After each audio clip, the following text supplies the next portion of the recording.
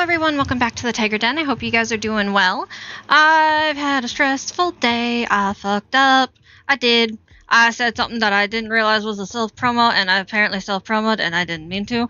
I was just giving an excuse to why I was leaving, like many of you have in the past, but apparently it's a self-promo, which, as you guys all know, is against Twitch's guide.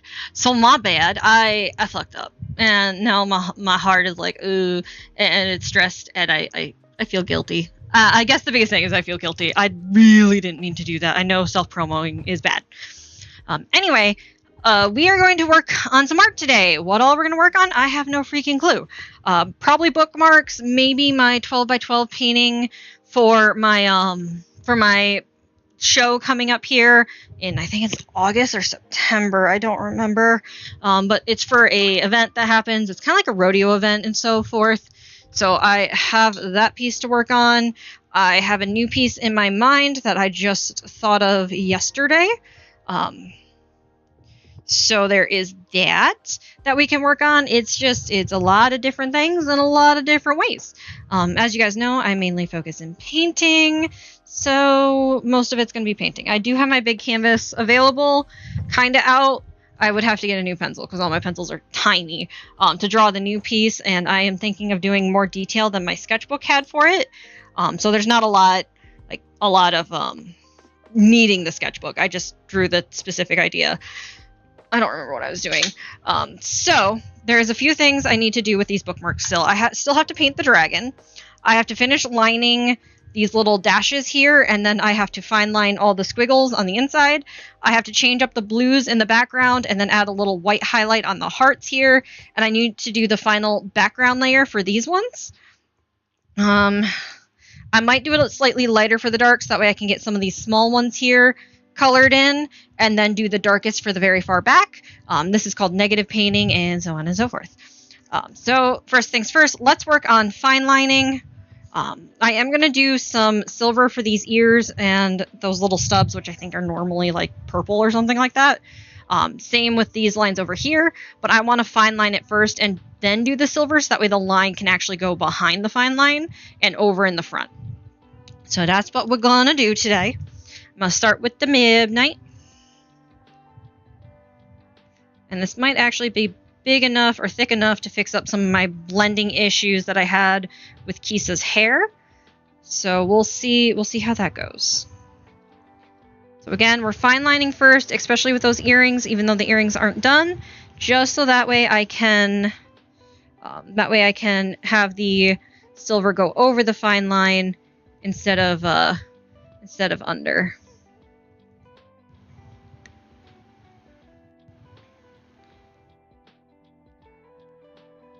And a lot of this is also to hide the pencil marks that came through, which are fine that pencil marks came through. It's just a little bit of a cleaner look when you don't see the pencil marks, in my opinion.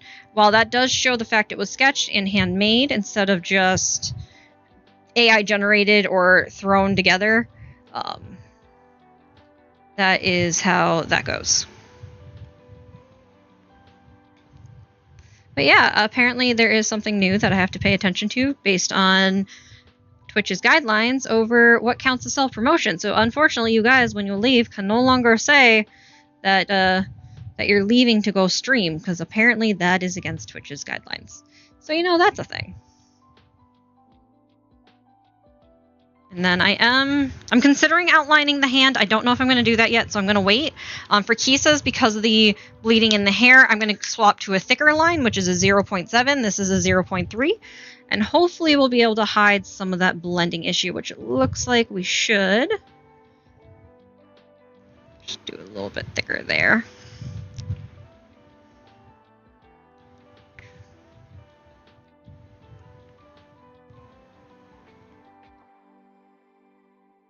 And I may have to swap over to the thinner one yet, just for these smaller details, and just keep the thick on the hair.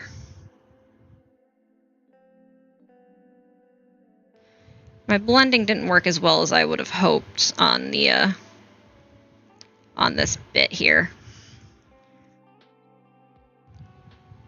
Oops, I made that chin too far.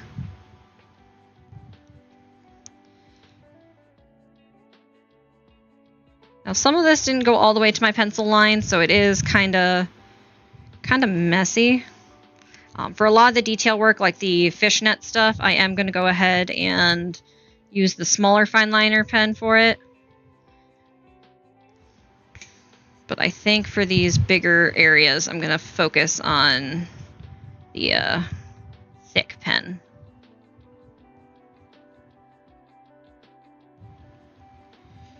So a lot of this is just kind of hiding the pencil marks, like I said, and giving it a little bit more oomph to it.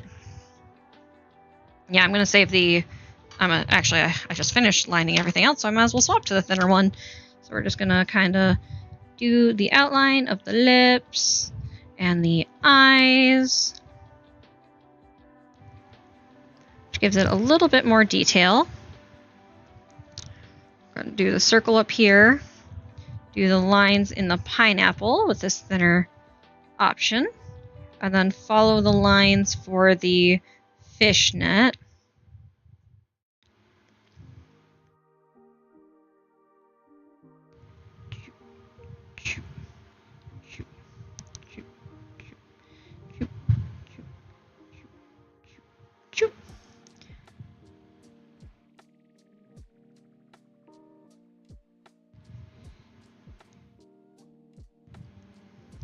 And I am having to go a little bit off the lines on this side because they weren't as straight as I would have liked. So they do kind of have a slight seam of the pencil marks. Okay. That is Kisa and Midnight done outside of the silver, which I guess I can pause right now and do right now. So I have this nice silver acrylic paint. And I'm going to want a very thin brush. So we're going with the 20/0, I do believe this one is. Yeah, 20/0. And as you guys can see, I forgot to change my water, because why would I remember to not change, or why would I remember to change my water? So we definitely need to focus on using clean versus dirty today. But anyway, I totally forgot to do this. Twisted, congrats on your first. And Pizza Man, hello, hello, welcome. You know what, chicken Alfredo, not my favoriteest, but I will take it.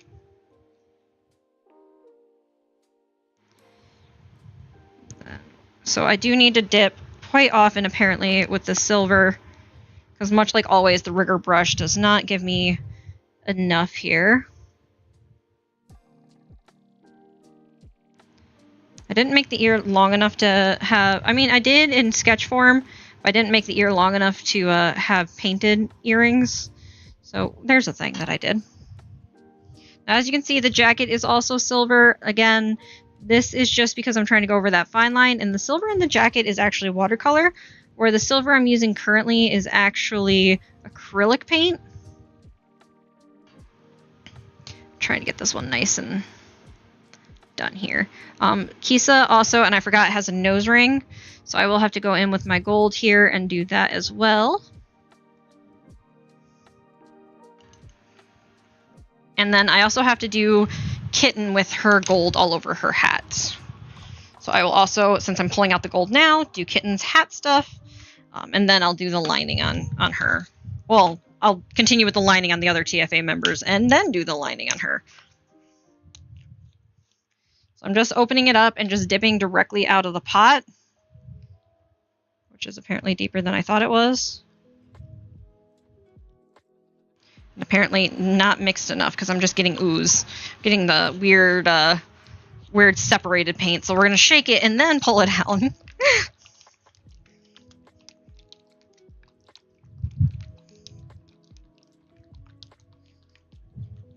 Shaky, shaky, shaky, shake.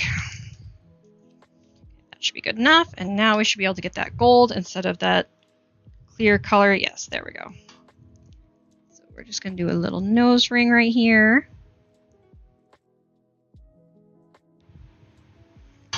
Which is not getting enough on the tip. It's hard to do a small detail. Then we're going to come over here. And we're going to do the lines on Kitten's hat.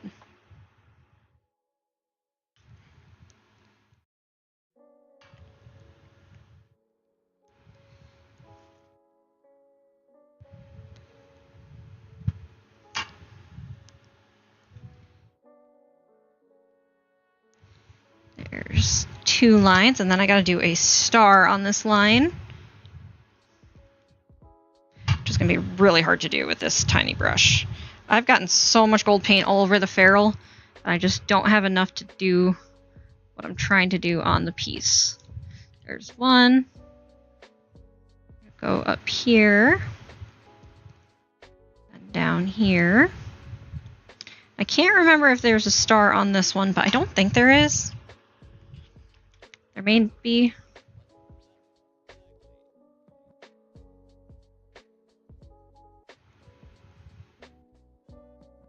Okay, just kind of adding that paint there.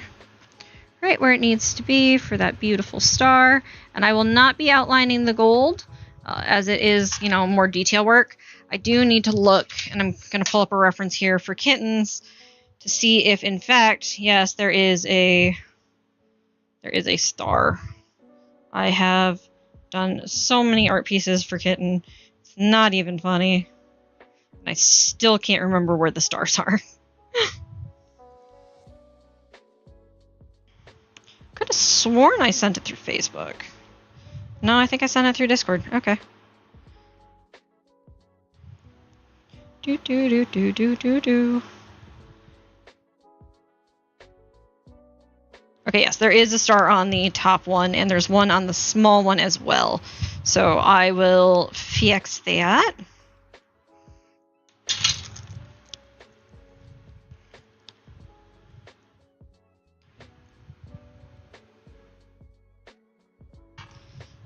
We need a nice glob of paint here.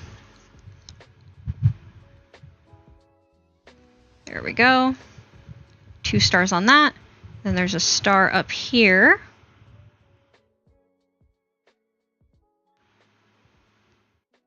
And there we go. That should be all the gold that I need for this piece. Well, these bookmarks, I should say. Unfortunately for these TFA bookmarks, I will not be selling them. I may make prints and sell that, but the TFA pieces themselves are going to be going to each individual owner. That is that TFA member. Okay, so now back to the tiny fine liner while all that gold dries, and we're going to continue on with the pictures of TFA.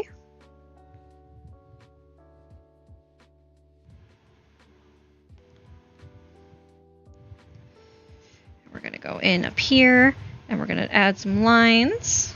I tried to shadow it the way it's shadowed in the character, but I did not succeed very well.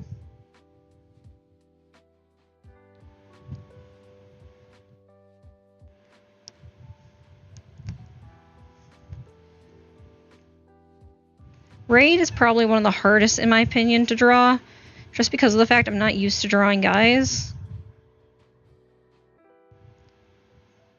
So he is not my forte. And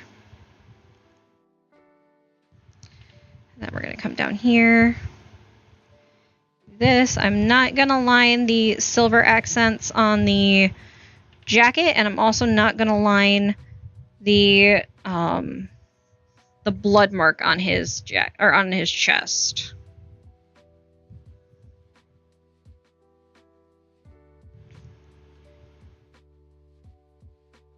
Now I could take this fine liner and use it to write my signature in the bottom. I have not writing my signature right now because I haven't decided if I want to do a background or just leave them white. I am thinking of adding a background right now just to give a little something extra. But I wouldn't know what colors to make them. Raid would probably be red. Kisa would probably be a teal, but then she may blend out into non-existence. Kitten would probably be a purple. I'd pick a lighter purple than the ones on the body. Which I guess I could do that. I could do more of a bluey teal instead of like the green teal for Kisa. Green would be midnight. Shao, I have no freaking clue. Black? Gray? He is very difficult to pinpoint colors.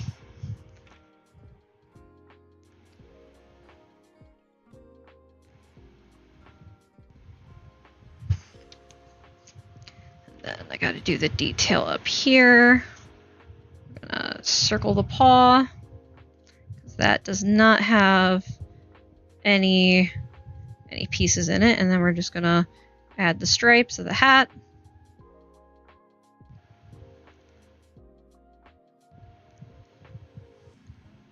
Now, I can't guarantee every TFA member is going to get their own bookmark, just because some of them live pretty far away, and I don't know if I'll be able to get it to them in time. Well, not necessarily in time, but with the postage that I have, because I just got stamps for like a typical letter post, and I do not have the ability to pay for like another country type post, because some of us are not in America, namely Xiao. So I don't know how much that costs to send something to him.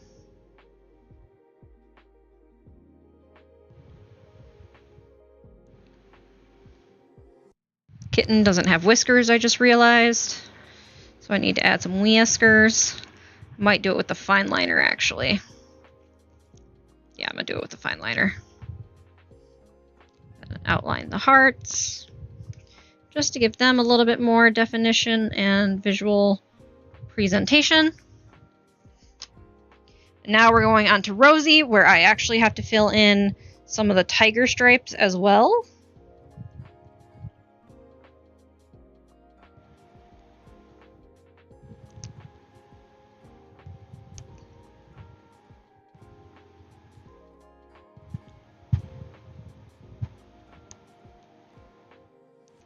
Do the little lines on the ears. Now, I don't know if I'm actually going to sell my bookmark for my character. I may keep it because it's part of a set and it'll be like all of us have our own characters and super special that way. But at the same time, I don't read a lot of books, so it's not that necessary.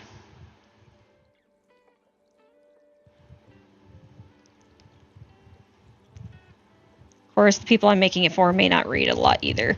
So that might be a good reason to keep my own bookmark. It's a sentimental thing of being with my friends, and not so much because you need a bookmark to read books.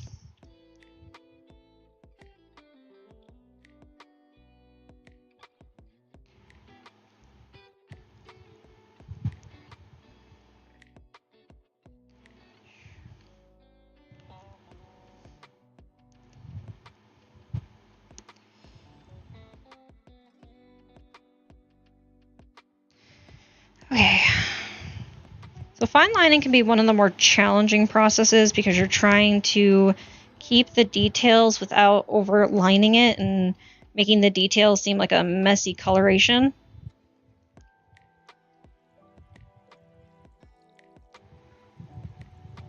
Which some artists do for their watercolor. They do make it a messy piece with just abstract kind of suggestions. I'm just not one of those artists. I like trying to keep my art clean and precise, which honestly means I should probably be more of a acrylic painter instead of a watercolorist. Because, you know, having control is very nice, but, you know, at the same time, I really like how watercolors interact. And I'm finding a lot of fun in making watercolors. I'm sure you guys remember I've done about 2 streams of it that I make watercolor, so it's just a lot of situations like that. Okay, so I got those, and now I just gotta do the tail with its stripes, which is going into the paper a little bit. Now, as you guys know, my tail does have that white spot at the top. I totally forgot to do that. I could go in with some PH Martins real quick and make it white, which I may actually do.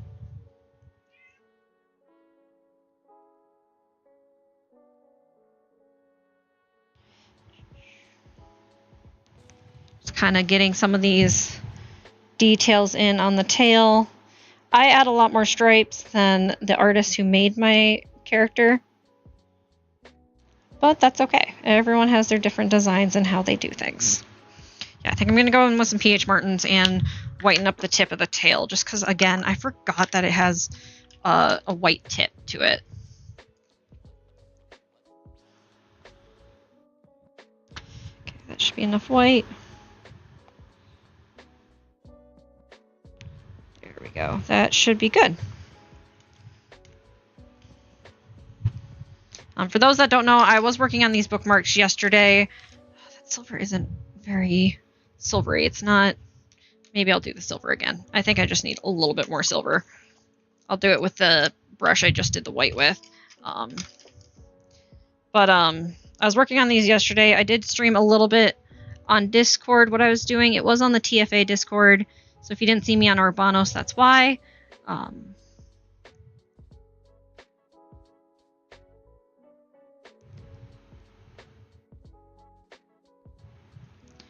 There we go. So that is why I wasn't there, and you guys didn't see it and that type of stuff. Yeah, I need some backgrounds on these. I'm going to go ahead and work on these other ones while I try and decide background. So for this one, I need the silver again, and I'm just going to do the line dashes in silver. Mostly because that's what I decided. I wanted the gold and the silver to help stand out against the rainbow colors of the squiggle, almost DNA look items. The background I could do for this one is black, but at the same time I run the risk of messing up the colors or making it so the outlines aren't visible. So instead of doing black, I'm going to leave it white, because in my opinion, the black and the white are the two starkest in contrast to this piece, and I think the white will help it shine a little bit more. So this piece is actually going to stay white in the background. And yes, I realize I'm using acrylic paint on a watercolor. It's fine. Alright, so next I'm going to work on... Again, I need to decide on the backgrounds, and I haven't yet. For this one, I might do a green background, so I might do a green wash real quick on it, which I think I will. It's going to be a green wash, and then I'll have gold for the eyes, shiny red for the stripes, and then it'll be a fully black dragon. So let's do a light green wash. Let that kind of soak and activate. I need the sparkly red and the sparkly yellow. Technically it's more gold, but I don't have a lot of gold. I also need the different blues activated. And I need the dark pink activated. Which again, that dark pink is going to be a wash. I don't know if I'm going to line these pieces. I feel like at least this one, it makes sense to be lined. I guess while I'm waiting for the colors to activate, I can do the white on the hearts, because the hearts are essentially done, aside from that white shine on them. Can I pick up my brush? Thank you. So let's just add the little lines here, just to give them a little bit more oomph.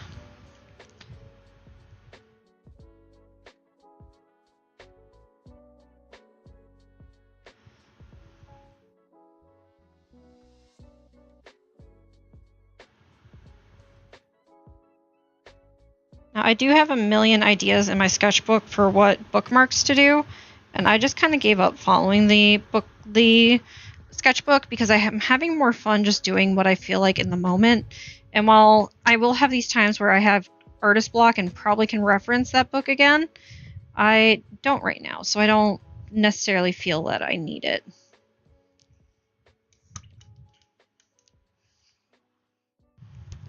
Alright, I think I'm going to work on, let's do the green wash of the dragon, because that's going to take a hot minute for it to dry. So I'm just going to take this palette here, which I could technically use the palette already in it, which, you know what, I'm going to use the palette already in it. So I'm going to turn this a little bit so I can access this back palette where there's a little bit of a light green here and a little bit of a dark green. And I'm going to take and mix those together. So I'm going to do two squirts. Oh, half a squirt on the green. So we're going to activate this green and bring it over, which all the water is going to that side anyway. It looks kind of chunky, so I don't know if that green is... It should still be good. But we're going to lighten it up here. A nice soft green wash.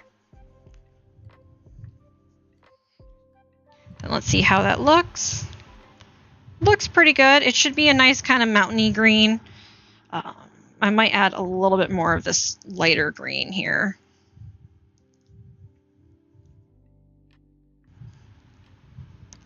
And there we go. We're going to start washing all the way through the dragon as well, because again, it's going to be reds, yellows, and thick reds and yellows, and then black for the most part. Now, I don't know if I'm going to do a dark gray and then shadow it with black, or just go straight for the dark black. The character it's referencing is straight black. Originally, I wasn't going to reference a character at all, but I decided to go ahead and reference a character from Tales of Zestiria. His name is Eisen. Spoiler alert. So hopefully this will work in the long run. If I do a dark gray, I'll be able to line in black, which I think I did black there, and you can barely see the lining. So I want to be able to have the lining to add that look of scales and other bits of situation here.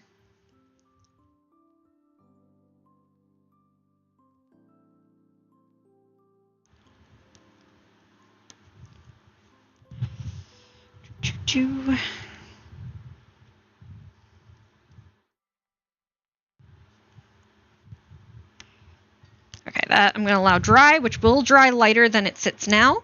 Next, I'm going to work on the wash for the hearts.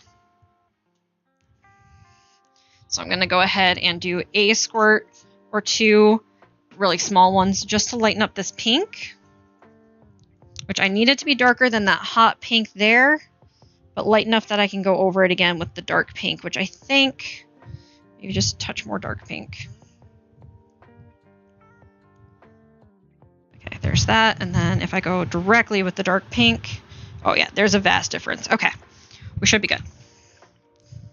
I'm going to go in with this lighter pink, and we're just going to paint around the hearts again, saving so that way we have a little bit of space. And I have to be, I'm not going to use this brush. I'm going to use the small round because I'm getting very difficult to control water amounts here. Unfortunately, by using a slightly a wash almost of pink, it does make it a little bit harder to control where the paint goes as it is wet. So hopefully I can get enough control here that I can do that.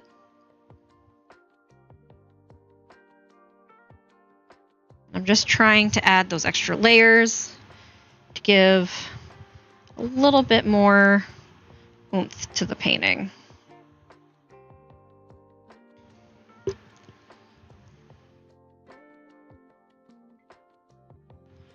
Which there's not going to be many colors of this heart color, because as I'm looking here, I'm going around a lot of the hearts in anticipation of size. So I am trying, I'm going to add a little bit more because it's starting to get a little light again. Because I am trying to make sure that the hot pink also gets some love here.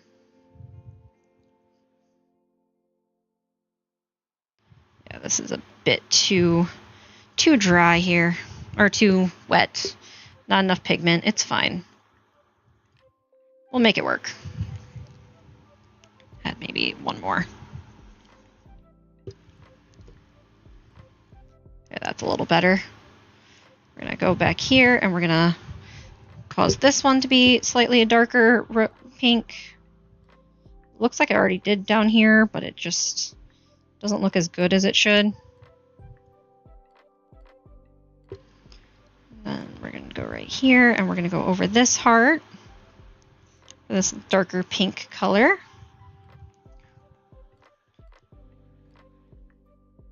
And then the darkest pink will be all the negative space in between when we are fully done.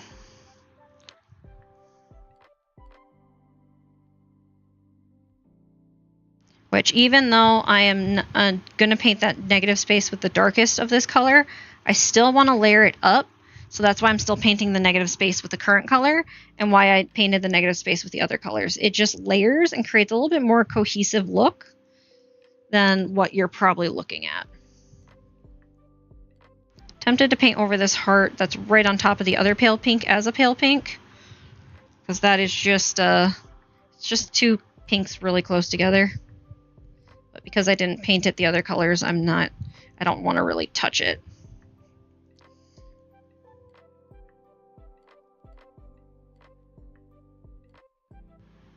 Okay, that should be good. And then once that dries, the last piece will be the darkest pink, which will be all the negative space, which should give us a very beautiful looking piece. Do a little bit more down here. Kind of straighten some lines here. Now, with watercolor, you do want to keep your brush strokes short or you want to keep them fast, but you don't want to wait too long for it to dry. Otherwise, you will start doing layering instead of doing what I'm doing, which is basically washing over, and it'll cause kind of a weird effect. Okay, that should be good. Now I'm going to go in with those blues, those different blues for this one. This one I'm not going to... Okay, they all dried out already. This one I'm not going to worry as much about what layer I want it to be. I'm just going to kind of put the blues in randomly and allow them to exist. Now I do have to wait for each one to dry before I put the next blue in.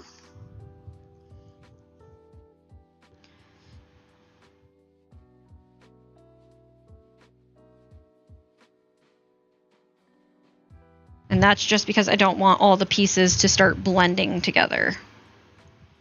Now, if I was using colored pencil or marker, I could do it right away, but we're not. We're using watercolor paint, so we're going to be a little bit more sporadic with our color options. Now, I am trying not to do too much of this blue. It's really hard for me because I really just want to color it in and have all these pretty colors on there, and I keep touching that pink on that other bookmark. So I'm going to go in and fix that pink while it's still wet. I'm trying really hard not to touch the other piece, but my hands don't float very well.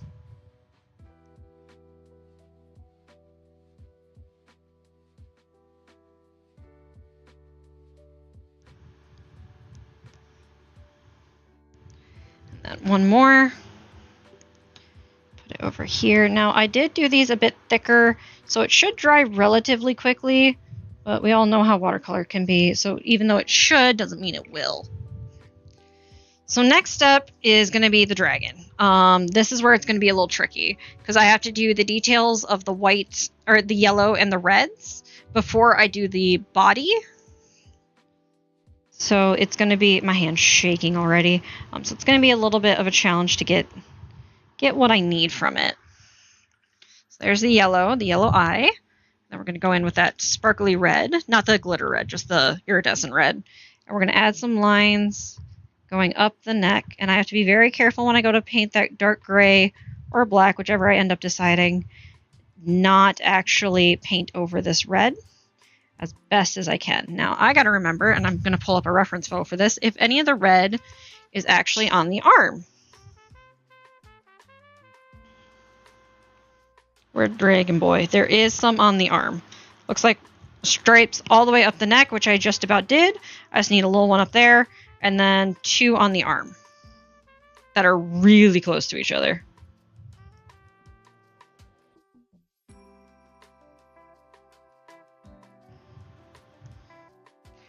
Okay, so I'm going to leave that reference up. We're doing right here, and then right here for the arms. Now, they are much thinner lines, so it's not too big a deal if I do go over the reds a little bit. My goal is to not go over them at all. There we go.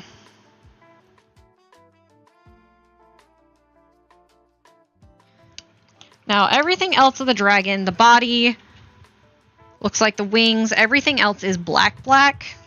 So I think I'm going to take that Payne's Gray, get it as dark as possible, and then go over with that instead of doing a full black color where you lose everything, all the detail and all that fun stuff. So let's go ahead and let's start doing the other the characters up above their backgrounds. So I'm going to go ahead in with that wash of a green, and I'm going to darken it just a touch for midnight. I think I'm going to add some vibrant green to it. And now we're just going to kind of paint up here. And we're going to avoid touching the character as best we can, which will be very difficult.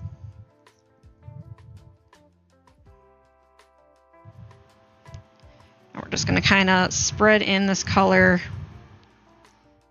a little bit here. I'm trying to be extra careful of the ears where the silver is, and if you touch the fine line before or after it's on the paper, it will bleed that black into the watercolor.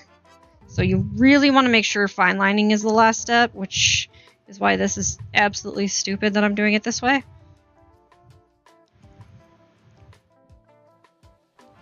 But it's fine. I got everything under control. All right, so we got that dark green. Now I'm going to add a lot of blue here. Like a lot of blue, which is basically already dried again.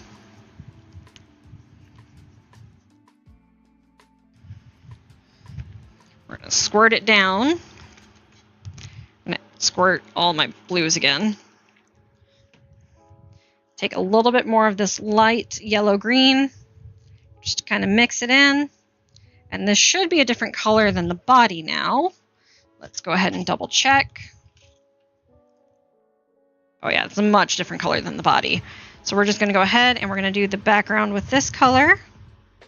Again, being careful not to touch those fine line details, as it will blacken the color in the area that it touches. I also want to avoid the silver because I don't want to blend it or cause any weird coloration there.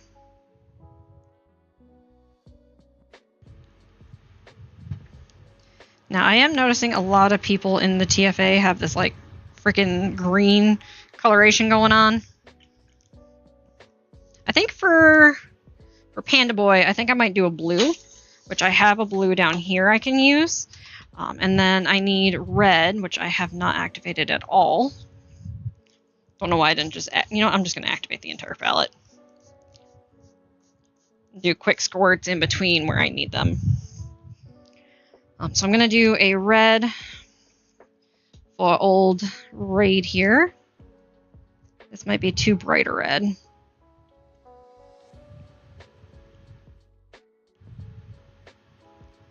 Again, I'm avoiding touching that fine line and that silver. I'm dipping in the wrong paints because, that's what you're supposed to do. Just kind of spreading that red out so it's not as prominent underneath in comparison to above. Clean that, grab some clean water.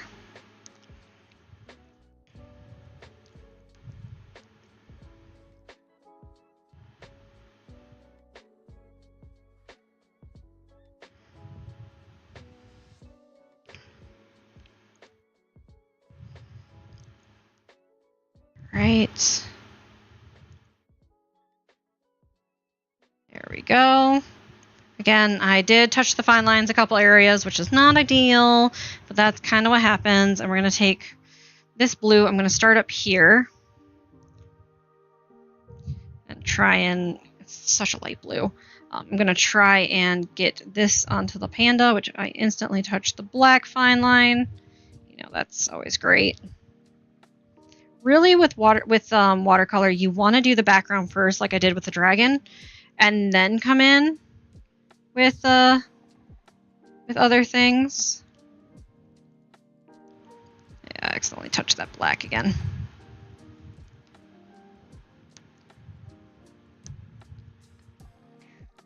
Touched the black a couple times with him.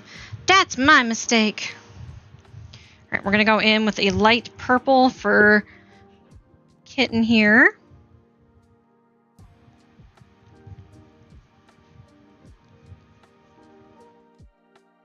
And I need to kind of wash away some of this dark color on this side and bring it over here so it's lighter.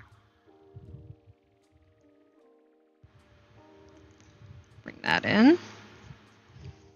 Need a little bit more here, so we're gonna kind of wet it again. These Winsor & Newtons don't hold. I do love Winsor & Newton, but they don't hold color very long. They are designed to be a travel watercolor set, the Cotman brand that I got. So that might be why, because when you're traveling, you need it to dry quickly so it doesn't make a mess in your... Come here, hair. So it doesn't make a mess in your bag when you're traveling. That doesn't mean I like the fact that it dries so quickly, because if I'm traveling, I do want to be able to paint, not just have a dry palette in my backpack. Okay, so there's that one, and then I guess for me, I will do an orange background. Maybe I'll do the golden yellow background. That looks kind of orangey. I'm trying to spread it around all over the place because this one tends to get a little thick. And then I'm just going to go in with some clean water and spread it around. Again, I got to be careful not to touch where the fine line is, which I am accidentally touching already. I totally missed a hairpiece on this. So I guess it's a good thing I went back in to do the background, because once this dries, I got to go in and fix a hair.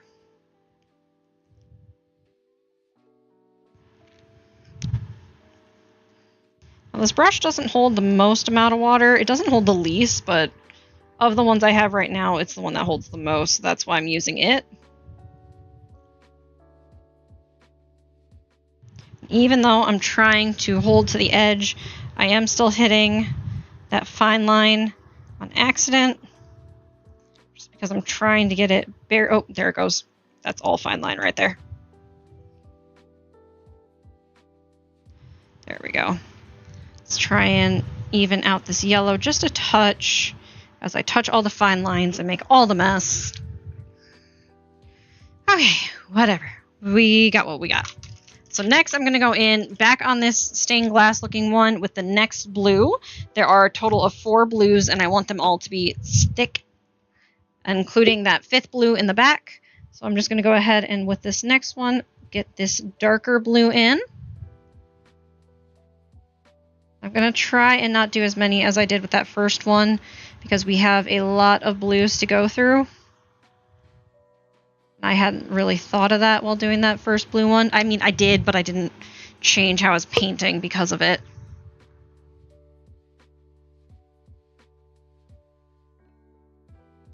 Go with this one up here. And those will be the only ones I do for that blue.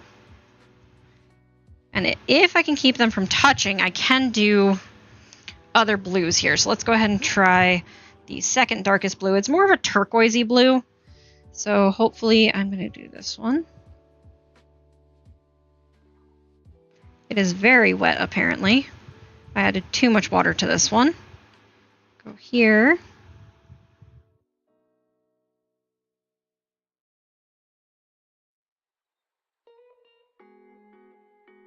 And I'm not quite doing stained glass, but I am doing something very similar. I just had a heart attack because my door opened. Now give me a minute, guys. I'm talking to my husband. Give me a minute. I am focusing on detail work right now, and then I'll have to go to the BR back screen. So that way I can talk to my husband, who apparently needs to talk right now.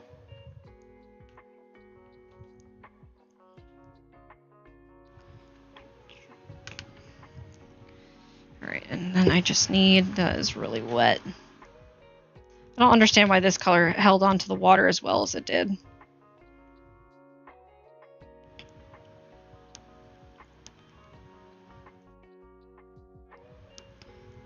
Okay. I think that's good. We'll come back with that darkest blue, but I'm going to be right back, guys, as again, my husband needs to talk to me.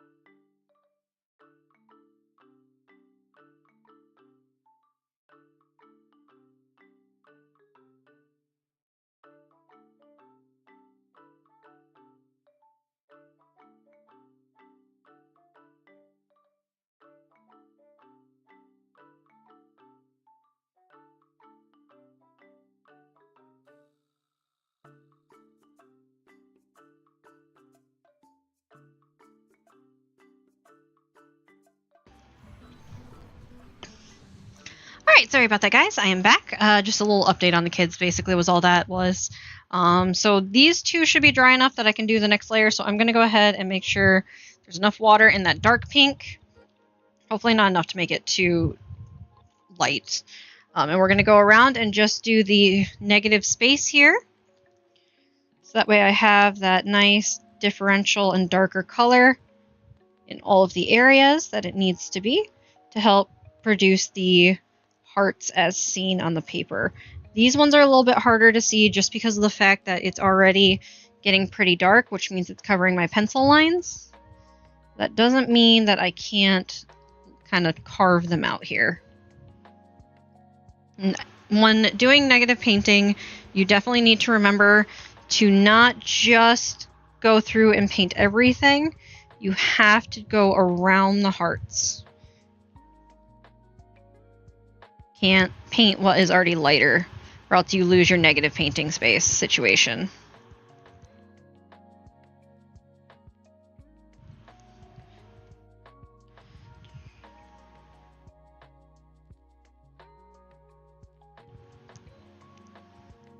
And as you can see, it is carving out those dark pink hearts that we had before very nicely. And while the pales look very pale in comparison, and both pale layers look almost exactly the same, it does still have that slight bit of difference that you can see.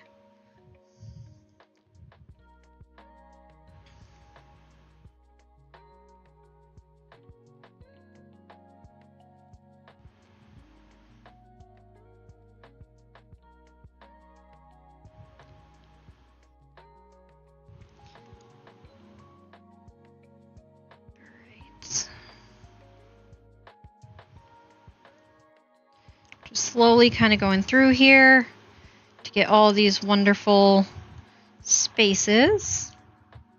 And I did talk with my boss about, again, I have done this in the past. I did talk with my boss again about getting a space in the studio just to sell artwork and stuff. I don't know if I'm going to necessarily sell the bookmarks, the keychains, like all of the stuff, the paintings. I have to decide because I decide on a small space where it gives commission style, and if I start making enough, then I will go to doing the big space and have everything in all my product there. However, I am not at that point currently, so I am just gonna go and see what she thinks would be the most likely to sell and do it that way.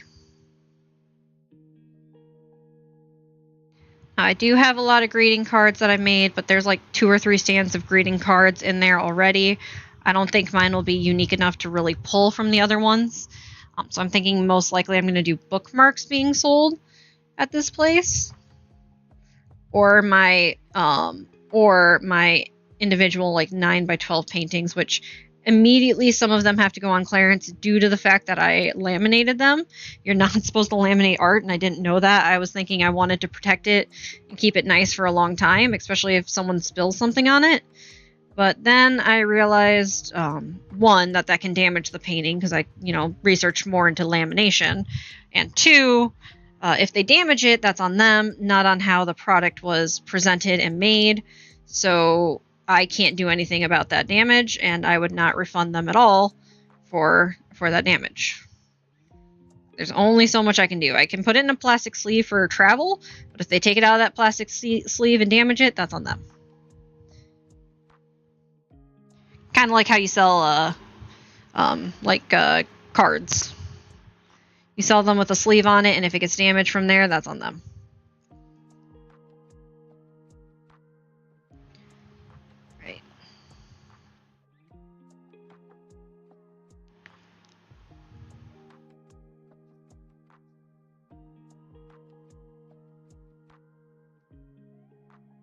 Now, part of why I'm doing bookmarks again is because I did lose the ability of loving my art and just doing it for fun.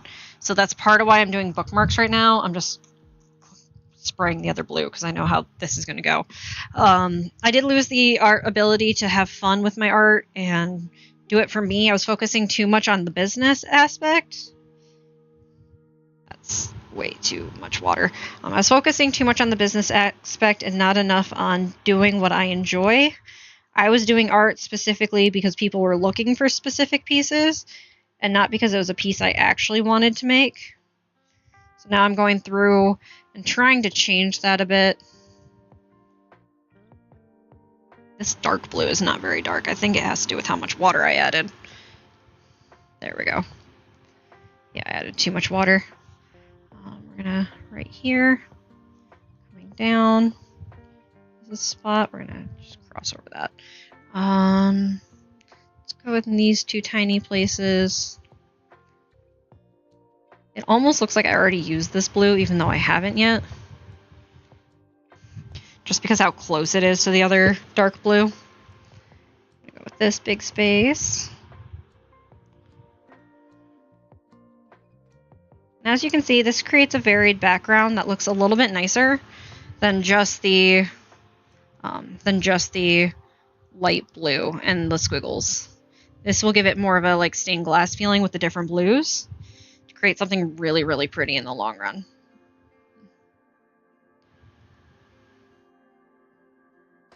All right, that should be enough. I don't see, oh, right here. Let's go with this one. There is a lot of blue right in that area. I didn't want the light blues to be touching too much, but unfortunately those two are going to touch. Everything else has a nice gap to it. So that's pretty good. I do see that this is kind of messed up right here, so I'm going to add a little bit of that dark pink on that side, and then take some water, just kind of wash it out. Give it a little bit more of a feel of like color and less of that gap. I think I might have touched it before, and that might have been what caused that.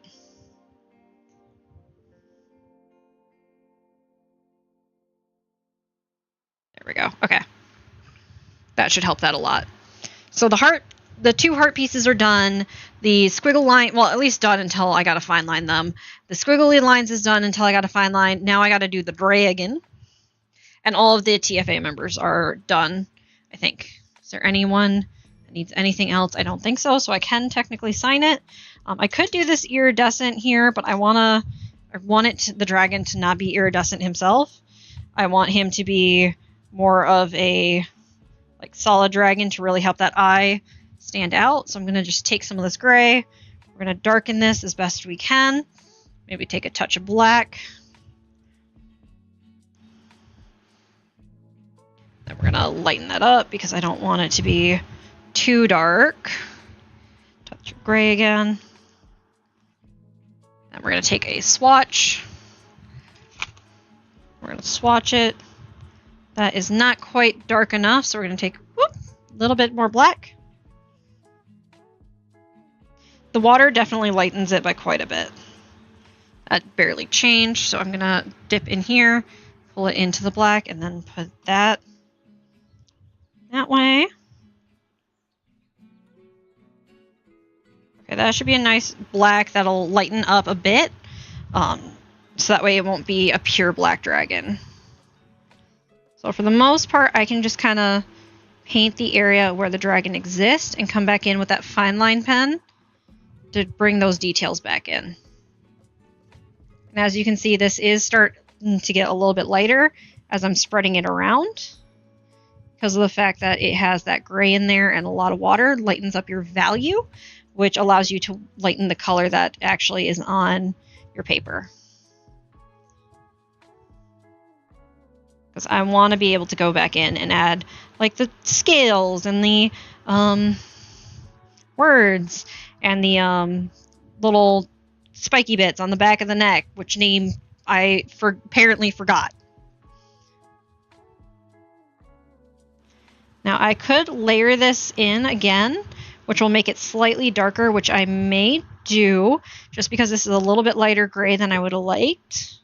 But it's not so dark that, or it's not so light that I want to add more black to the paint that I made.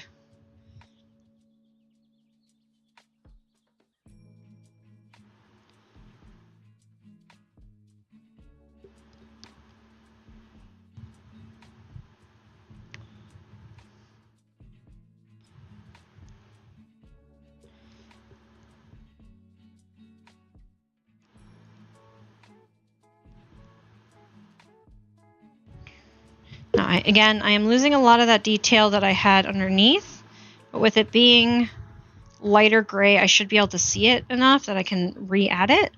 And who knows, maybe I'll leave it this light gray so it's easier to see the detail, because that does affect whether I can see it or not if I go any darker. But layering is giving me a slightly darker look in some areas, just because I'm not moving fast enough to keep it wet, so that way it has all one layer look.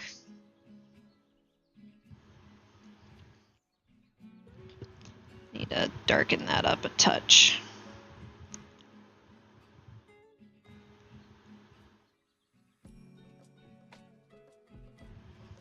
Bring that down, around. Now the eye pupil for this character doesn't have any pupil, it's just shiny gold. So I am not going to add any pupil to that. So now I'm going to go in with that second layer, which I have decided I am going to do just to darken it up a touch. And it is dry enough that we can add that second layer. And as you can see, it's looking more like a black dragon without being too dark, where the fine line details will be lost.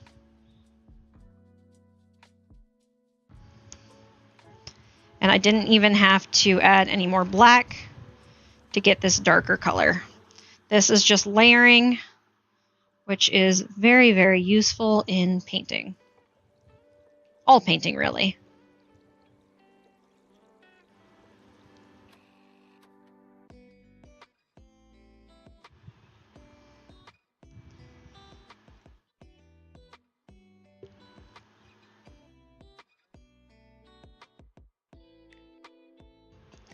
Now, I don't know if this bookmark is going to sell well. I'm going to save this one for Rat Pig Crossing, because it's supposed to be a picture of one of the Tales of characters. So I'll probably save this for Rat Pig and not put it out quite yet. I do put some of my fan art pieces out, but not super many of them. And as it's drying, it is drying to a lighter black right here. But that should be a nice dark enough black that it stays like a black looking dragon while still allowing me to get those fine line details. I may add one more layer. I have not decided, but we all know I'm going to end up doing it anyway, just because I like it nice and dark. But actually, I think it's just the wings right here that need a little bit more. And then if I just darken the wing, that'll help it stand out from the body.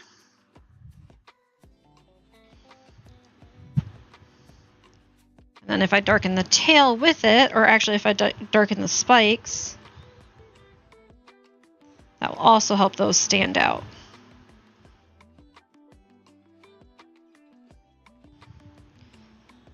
There we go. Darken, darken, darken. That is the goal of the day.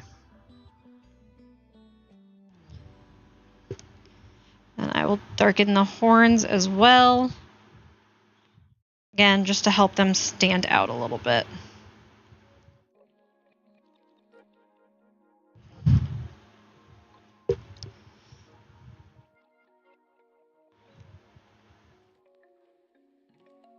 There we go. Okay.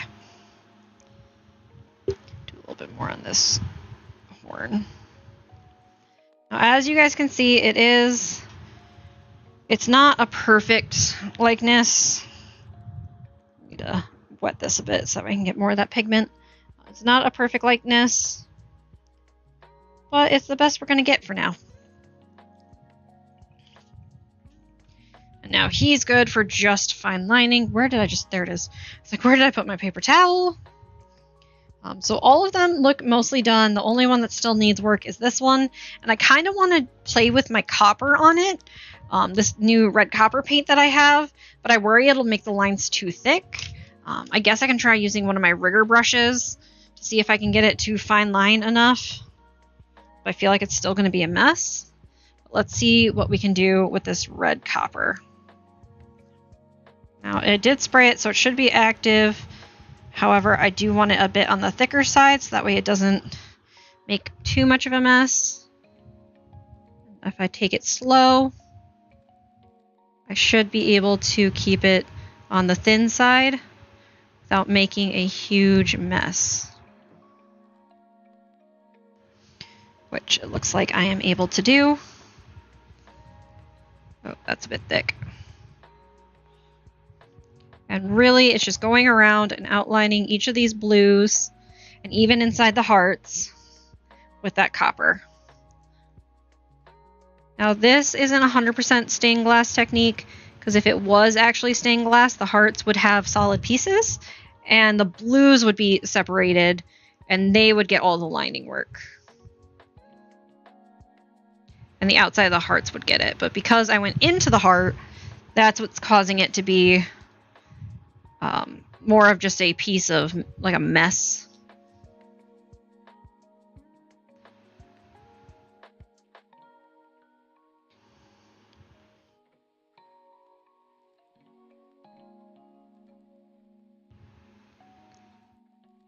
Outline the heart as well. Again, we're taking this nice and slow so we can get a nice, beautiful line. I don't want it too thick because then it'll bubble. Make the line too thick. So now we're going to go over it here.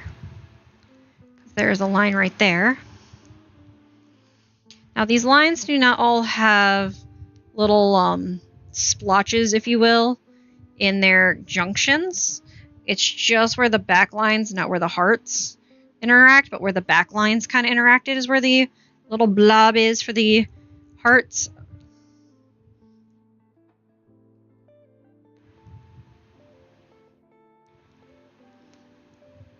So basically what I did is I made the lines. I put a little like blob of paint right where they interact. And then I continued on with the line.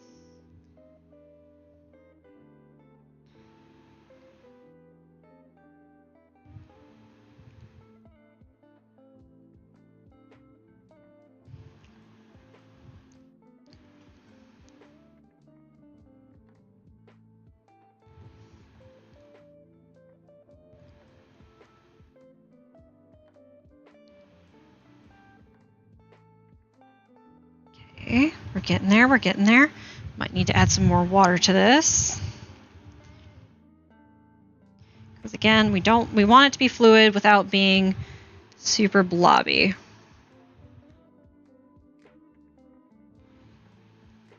This heart had a lot of those junctions into it, apparently. My hand is shaking. I'm trying to do fine detail work. And it is definitely making me nervous. Screwing this up makes me feel like I failed or something. Now, the easier way to do these lines is with like a pen of copper instead of what I did, which is a paint pan of copper.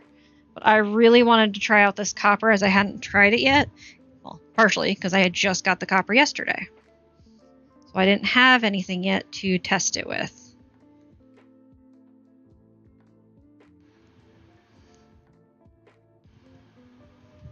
Come on, give me that junction.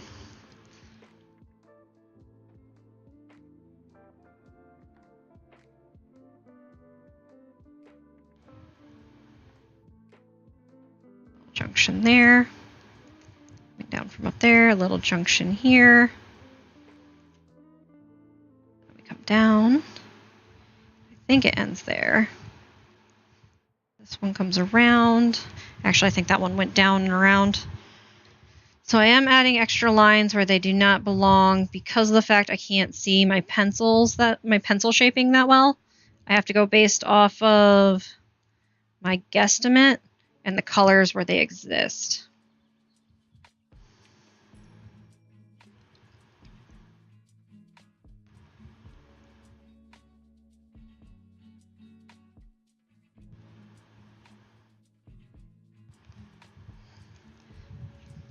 Add a little bit more water to this copper.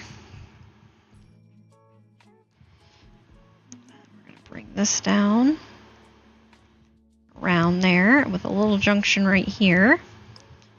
This comes down there. This comes up over here. This goes over here.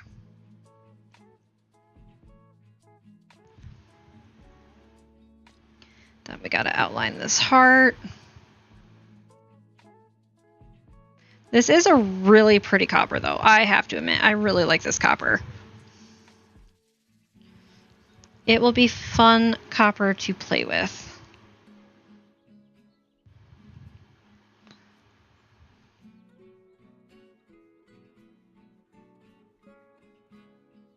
Now, I get we're almost at an hour and a half, and normally I only do 2 hours. I'll probably stream a little bit longer depending on how long these bookmarks take, which is looking like not very long.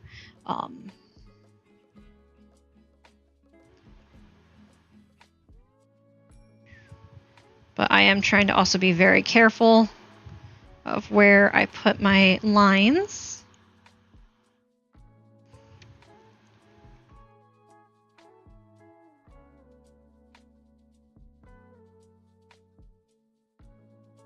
There's a junction, the heart, line here. Long as I fill in the lines where I see them following their curves, I should be able to make sure that I get the lines visible on the other end. So this one needs right here, and then I'll do a little junction there, a little junction here. This one comes down and around here. So some of my lines have disappeared on where they go. So I am having to kind of make this up as I go. Yeah, it's getting a little too dry here. I may have to spray it because I'm not getting enough water on my rigger brush. We are almost done with this piece though. Yeah, I'm gonna have to spray it. Just a half a spray here. Mix it in.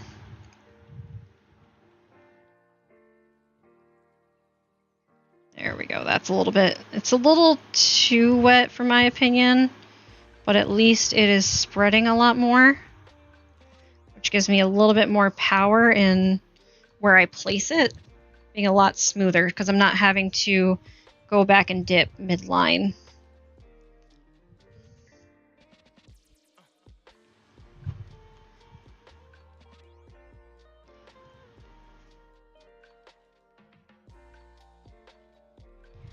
We're almost done here.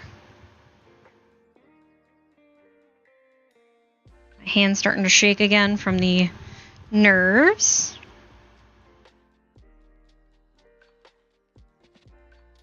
So this is definitely a junction right there. Then right here is a junction. This heart ended up with a lot of junctions in it. It's also one of the bigger hearts, but still.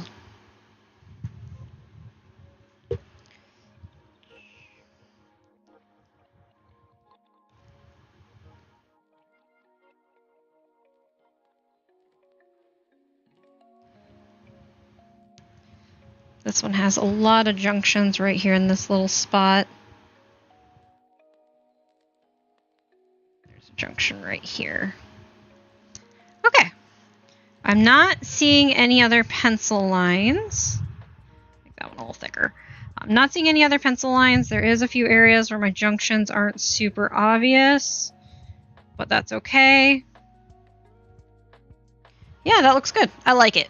Maybe I'll take, I don't have a pink iridescent still. Gosh dang it. I'll say maybe I'll take and do some pink iridescent on this one because I haven't done any iridescent. I could do red, which would stand out quite a bit. I guess I can do red. Let's go with red. Squirty squirt.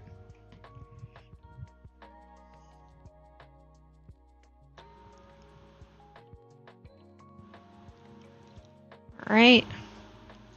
I am going to have to make more red, which, not surprised. My red is getting low. It's not at pan yet, but it's getting there. And now we just carefully, with shaky hands, line all the hearts. And hope there's enough pigment and it's not too wet to not be able to line them.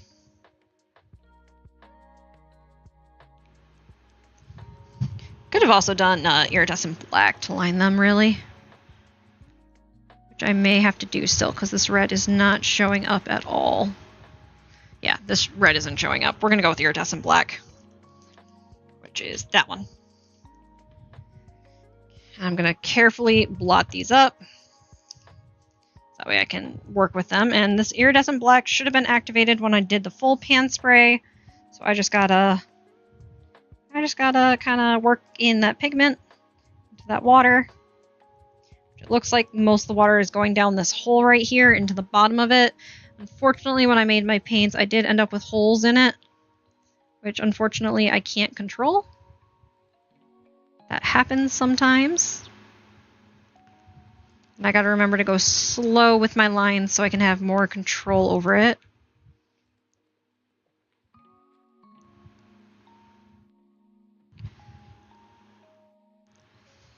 Alright.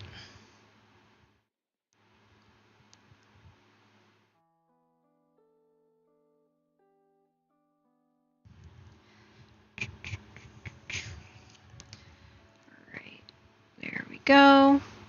We are getting these hearts one by one. And this is helping with the messiness of the paint that I had, where some of the negative colors were going into the areas that I'd already painted and was trying to get no paint in. So this is hiding those small little inconsistencies. Now it's not making a big difference on the paints levels 1 and 2. Those still look very similar. There's not much I can do about that.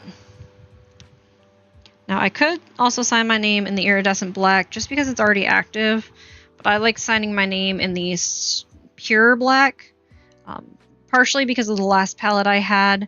The iridescent black looked very gray instead of black, so I didn't like signing with that.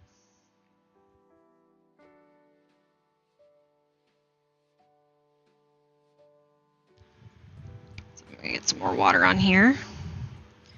May have to spray it again, just because of how the paint interacts and the fact the rigger brush just does not pick up enough water to help the paint stay moist.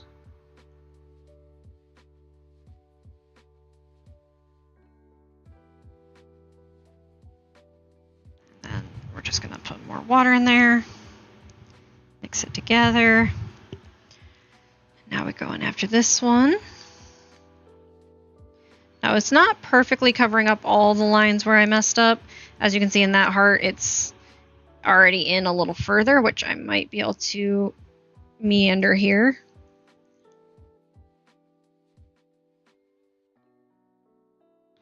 But I also gotta be very careful not to make my lines too thick, or else it'll look really weird in comparison to the rest of the heart. That black is already run out again. That one's just gonna have a little bit of a extra in the middle.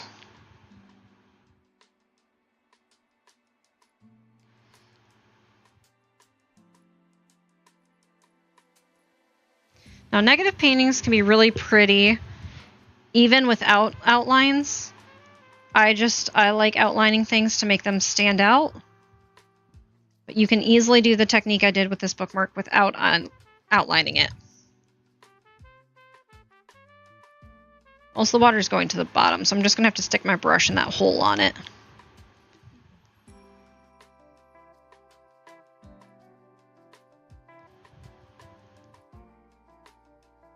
That's not doing what I want it to do.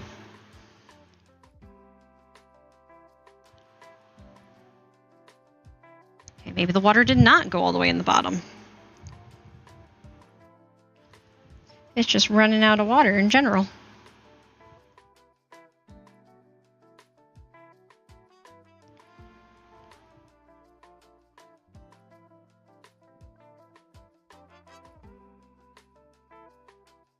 Okay.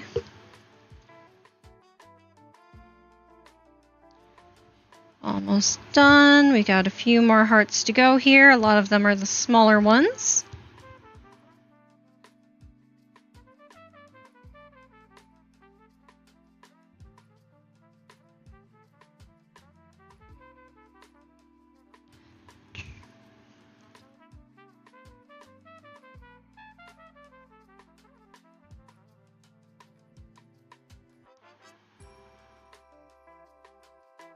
Alright, there we go. Oh, I missed one. On the plus side with this, it's very evident when you miss one. That's right, I still gotta line Rosie's one hair bit that I didn't line, which the background should be dry enough that I can do that. Okay.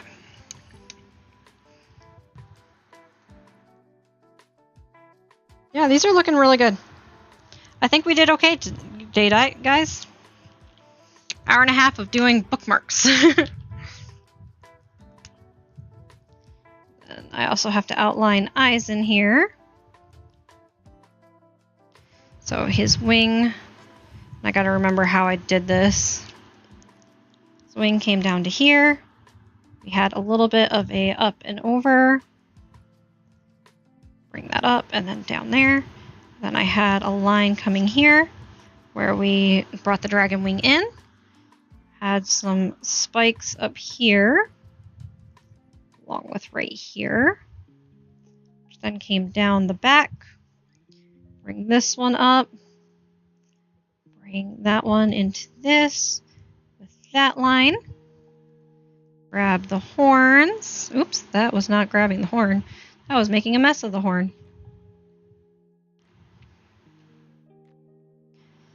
We're gonna have a little loop there.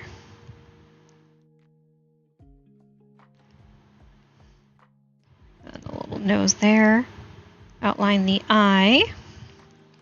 Those didn't really have much of an outline. But I did have the body coming down to where the arm is. And the arm coming up, giving kind of like a little poke there.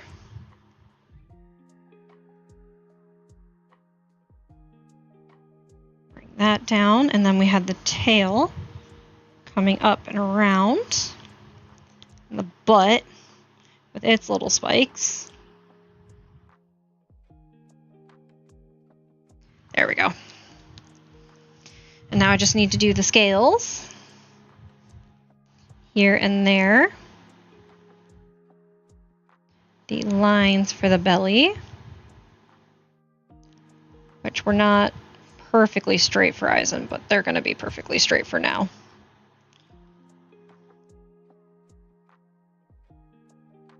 And just some more scales here and there.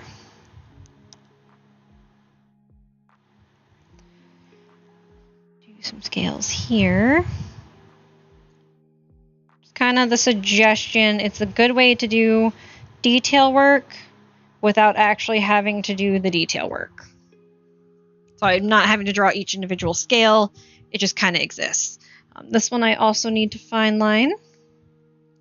Now for the most part, these are just squiggles. So I'm probably not going to hit every line that I did originally.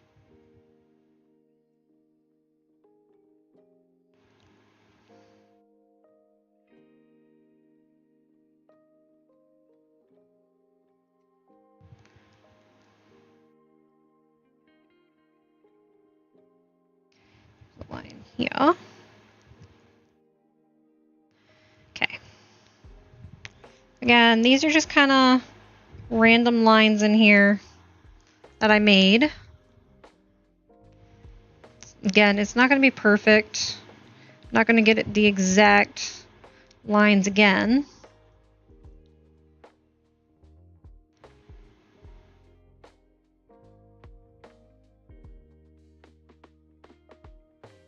There we go. So that looks pretty good. I've got the silver, the gold. I'm not going to outline the silver or the gold. I got all... You know what? I don't think there's anything left. I think we're actually good. I can sign these. I can finally be done with them. So I'm going to sign them with the 0.7. Normally I'd use a brush, but again, I don't want to touch that fine line with a brush because it can cause issues where it bleeds, and I don't want to deal with bleeding. So I'm just going to sign them with the fine liner.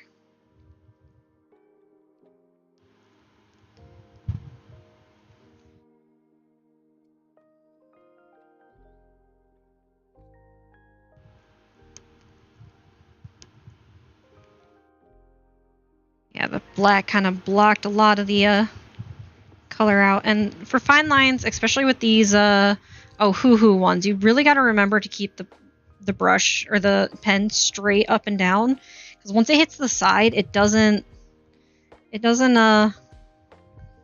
pull out as any real ink. So where I'm used to writing tilted, I can't write tilted with these.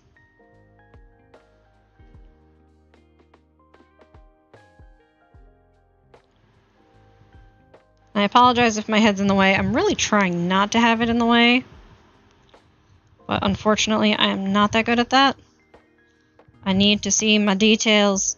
Must have up close.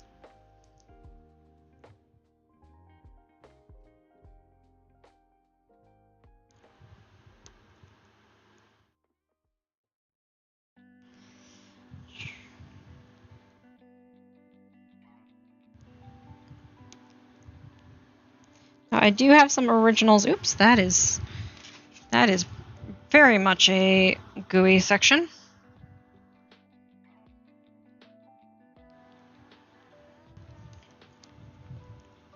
I don't know why that's so gooey there. Because it just hasn't dried enough or something. Now, while I didn't do fine liner on these last two, I still decided to do the fine liner because I already had it out, and it was just much easier. So there we go. 10 bookmarks completed in about 2 days. That's not a bad, amount. It's not great, but it's not terrible. Yeah, I'm going to start untaping these, and then, I don't know. I don't know what to do next.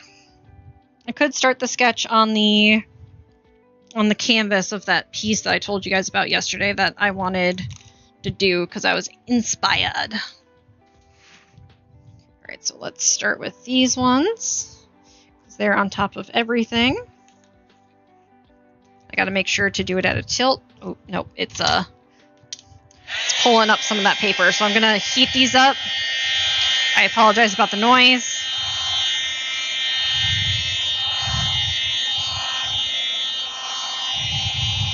I don't want this glue to pull from the paper. So as long as it's heated up, it's less likely to pull from the paper, because that glue underneath starts to unstick. Okay, let's try it that much heated. There it goes. Nice clean line, and it stopped ripping. There's a little bit of rip in it, but not much. This wasn't super heated, but it's definitely making it so the paper isn't pulling. If I need to, I can heat it again. And I'm being very slow and cautious with it because I don't want to rip. That is a terrible thing to do with these bookmarks. Now, the TFA bookmarks will be available as prints. Again, they are not available as the originals. The originals will go to the specific TFA member that they represent.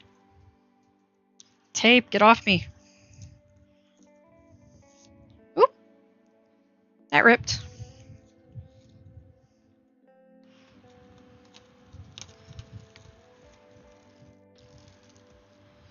Alright, so this is going to go all the way around. With no control. Okay, there we go. Now I've got 4 more pieces of tape because I wanted to tape it down to make sure it didn't bubble as I was painting, which all the extra tape that you saw in there did make it so it didn't bubble while I was painting, which is really, really nice.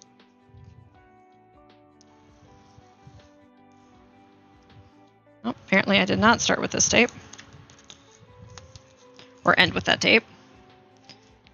It's really hard to see which tape is on top of what.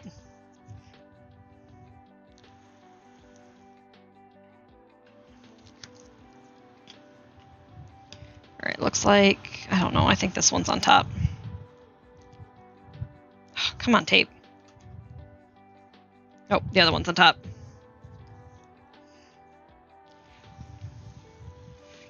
Alright, there's that tape. You can see a little bit of kittens kind of bled through, but everyone else looks like... Oh, except for Eisen. Most of them look like they have a good, solid outline. And it looks like Midnight also had the issue. But that is basically all I'm doing for the bookmarks. Next steps will be to cut them, and then scan them, and then laminate them. So that way I can sell prints of each of these. So I'm going to go put these on the side. I am not going to, well, I'm not going to use the board again, but I may tape down a piece of watercolor paper to it. So that way I can do some sketching downstairs at in the living room. But I don't know what I'd want to sketch right now. I do need to do something, but I don't know what. I could sketch some different... No, I don't want to sketch the jellyfish. I like just intuitively painting the jellyfish.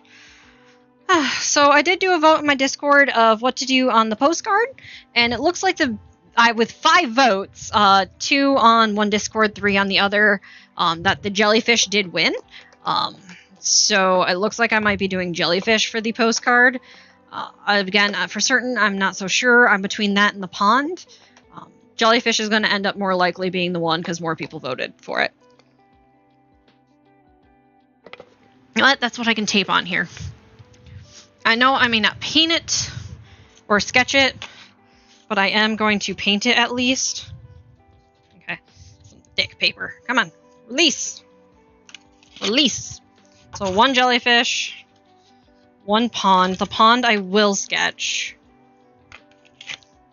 And then I will decide between those that way. I'm gonna... Do I want them this way? No, I'll do them this way.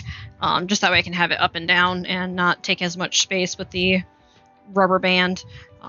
This will be how I compare the 2 side by side.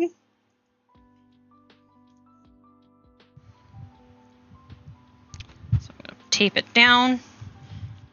Actually, I'm going to tape it a little more into the paper, so that way this can be because these are kind of small. So I'll tape it more into the paper, so that way it's the border. If I can line it up, goodness gracious. Can't line a paper. There we go. So I'm not going to add any washi tape on top of this one like I did the bookmarks, just because of the fact that I don't want to mess with my white lines too much. So I'm going to make sure that this is essentially all it's at. I do recognize that this paper is currently tilted. I do see that. I am not that blind. But I'm not going to change it because that would require me retaping everything. So it's just going to be slightly tilted. That is all.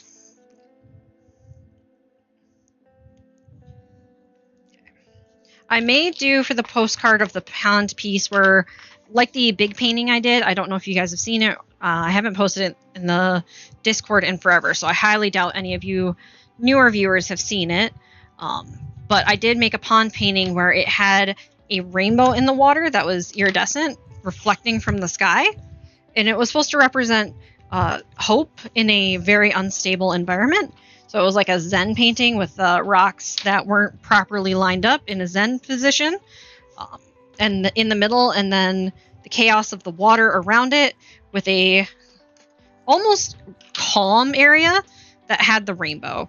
Again, it's just representing the imbalance in the world, in your world, not being forever, but there's always hope at the end of the rainbow if you get it.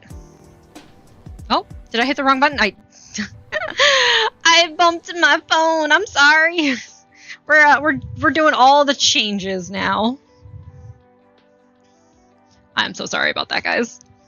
I just wanted to make sure you guys were awake. That's all. All right, so I've got those set and ready to go. Now, for the canvas piece, I could also tape it so it has a white border on the outside. Then I don't have to paint the edges for it with a faux frame, but I don't mind painting the edges with the faux frame. And this next piece will definitely be an acrylic piece because I want to add details over time of like hair and face structure and things like that. So I'm probably not likely to, not likely to need any of these brushes or paints or anything like that out. And yeah, I'm most likely to just build it up with acrylic pieces. So I'm just going to start putting stuff away. I do have to rotate my water with it. I'm getting out my acrylic paint brushes. This is still kind of wet, so I'm going to set this off to the side until it fully dries. That I still use for acrylic. These I don't. These go with the watercolor palette along with these. I think after I finish the sketch, that will be end of the stream for the day. I'm not going to start painting, so I'm not going to actually worry right now about changing my water. I'll have to remember, and I don't know why I got my acrylic paints out, but you know what? I got them out. I will put the brush away. So yeah, there's that. What else is there? I feel like there's a million things I need to say, and I just don't know what to say or how to explain it or anything like that. I am trying, guys. I am very much trying. This next piece will be a bit morbid. It's a piece that represents the split between obligation with like family and commitment of any kind, of like going out, going to work, that type of stuff, while showing the conflict of doing that versus your mental health. What's more important? What matters more, is your mental health or making commitments to things and following through? For me, it's easy to follow through with social commitments, but with like work commitments and stuff, I really struggle with that. So this is going to be more of like a work commitment type piece for me. It's not specifically designed to be a... Oh, there's the canvas. Okay. It's not designed to be specifically a work commitment. That's just how it goes. This is my first 16 by 20 that I've done in a hot minute. So I hope you guys enjoy this process because it's going to be long and it's going to be a lot of detail, like I said. I have 3 more 16 by 20s available. So I am getting low on those, but I haven't sold one, so I'm not going to buy more 16 by 20s. If anything, I'm going to buy more watercolor pads of the 9 by 12. Maybe some 11 by 17s of watercolor, but I'm not going to buy any more 16 by 20 canvases. Again, this is just due to how often I use them in specific ways. So I'm going to get out a fresh pencil because these are the pencils I have left. And yes, I'm starting a tiny pencil collection because why not? It looks like fun. So we're going to do it for fun. That does. I have 6 slots right now for my tiny pencils, and I only have 3 of them filled. Am I going to keep them forever? I don't know. I don't want to throw them away because they still have pencil lead. Little foam to protect the pencils. And that is definitely not a sharp enough pencil, so I am going to go ahead and sharpen it as well. Just because. And it's a nice fresh pencil, which gives us plenty of time to sketch. I do need to work on more art cards. I haven't decided what I'm going to do for them yet. So if anyone has any suggestions or ideas, maybe I'll do some Rat Pig art cards. Collectible art cards. There we go. That's nice and sharp. So do some Rat Pig collectible art cards. Maybe do some bookmarks for Rat Pig. That type of stuff. I know that still sounds like I'm business focused, which I basically am. I'm just getting distracted by essentially I'm getting distracted and focused on trying to make back what I've made and spent in art versus, you know what, I think I will. Do I want to tape it? Yeah, I'll tape it. We'll have a nice white border and then I don't have to deal with the faux frame because the frame will be black. If this will even stick to the canvas, that is. Holy cow. That was a bit challenging. There's a little, like, dark brown spot there. I don't know what that's from.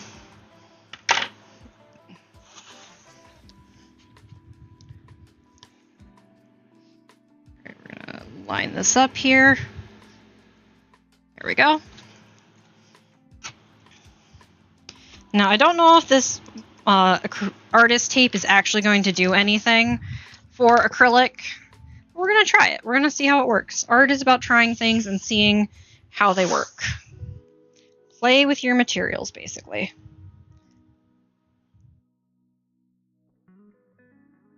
Duck that under, because that was a bit long on that side. Right. It's not sticking very well to the canvas, so something tells me this is not going to work like I hope it will. Right, one more. And I can't go sideways with this. I have to do it long ways. Just because of the space restriction on my table, I can't do many 16 by 20s. It would be nice to have an easel to do the acrylic paint, but I can't afford one right now, and I don't do enough acrylic painting to warrant trying to afford it right now. I do need to get into more acrylic painting, I will admit that. Maybe I'll go downstairs and on that board sketch some more, sketch some rat pigs and why won't my shirt stop rolling up? Jesus. Maybe I'll tape some art cards to the wood board and go from there. So I'm going to do a basic sketch of a person, and we'll add detail as we go through, as I try and layer it. So this first layer is going to be really, really light. I don't know if you guys will see it, but it's looking to be a bit darker than I anticipated already. So we'll see how this goes. Now, this character is going to be two separate people. They're both going to be me, but it's going to be how I am now focusing my mental health versus how I was as a child following obligations and not who I actually was. And yes, this head looks very big. That is on purpose. You'll see why in a minute. I'm gonna erase this extra line here. It's not gonna be great, but with acrylic, at least it'll cover it up. So now we're gonna sketch the arm. And as I said, we will build up detail as I go along with this sketch.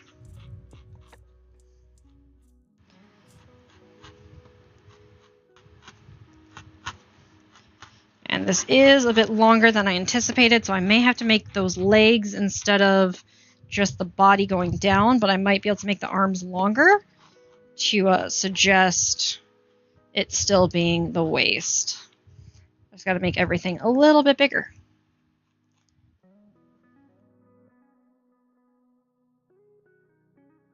Okay, there's the hands.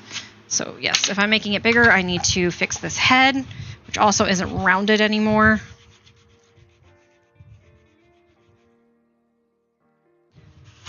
Now, I'm not going to make the head too big because I still have to add hair to it. So the hair is going to bump up that size of the head.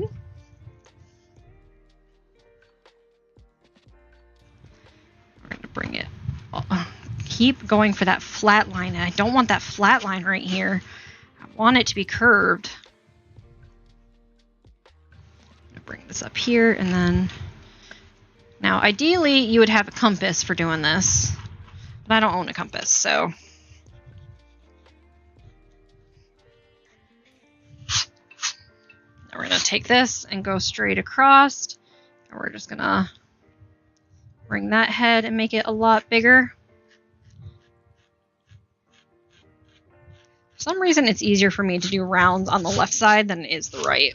I don't know if it's just because of how the hand is positioned or what, but that's just how it works.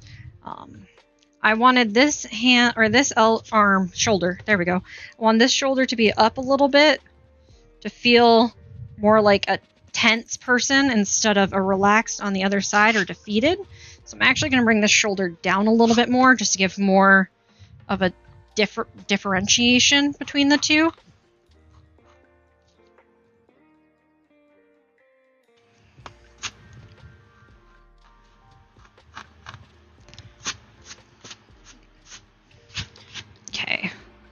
This one is going to go about here, and then it's going to come up. And I am going to have to pull up some references for the more detailed side of these, just because of the fact that I really want this to be very detailed and not necessarily super realistic, but a lot more realistic than, you know, the circle man on a crossing sign.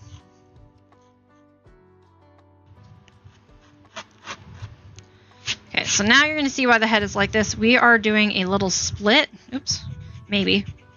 We're going to do a little split down the middle.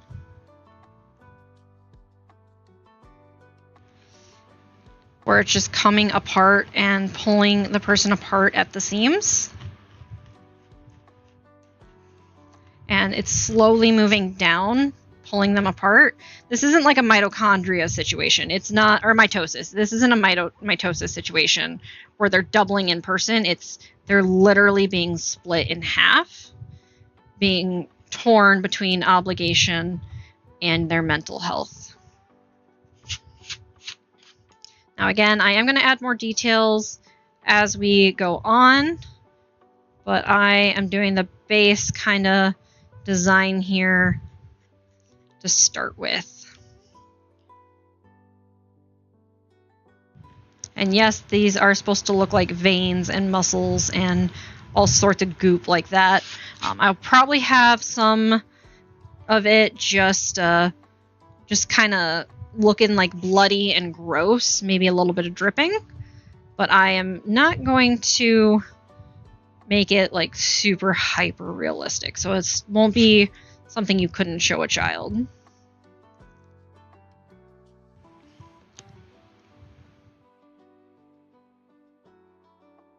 like one string here, like a small string. Okay, so there's that, and then the hand over here, which we gotta be careful to not go off that artist tape. So this is kind of the first layer. And then I am doing a shackle for obligation, which I might be able to do writing straight across instead of diagonal like I had to in my sketchbook, but we will see.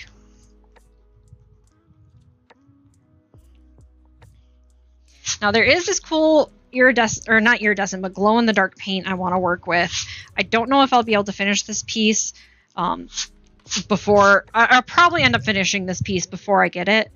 If I don't, or if I do get it, then I'm going to use it for some of the words. Otherwise, I'm going to see what I got to make it work. Obligation. Totally don't have to sound it out to write. And then we're going to have a little kind of like lock here with a chain coming out of it. And then we're just going to do circle oval style chains.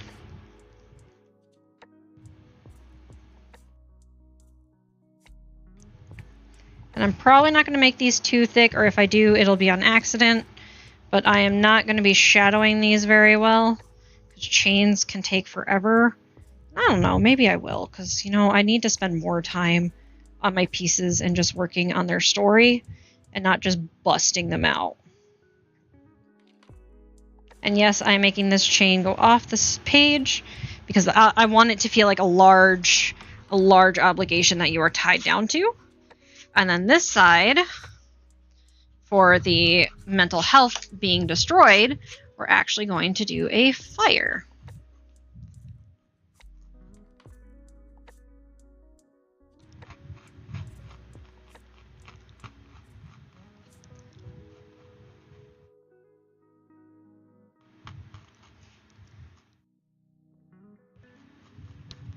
And we're just kind of bringing it down into the head, almost the ear situation. And this one will be mental health. Alright, so that kind of gives a little bit more idea of what's going on there.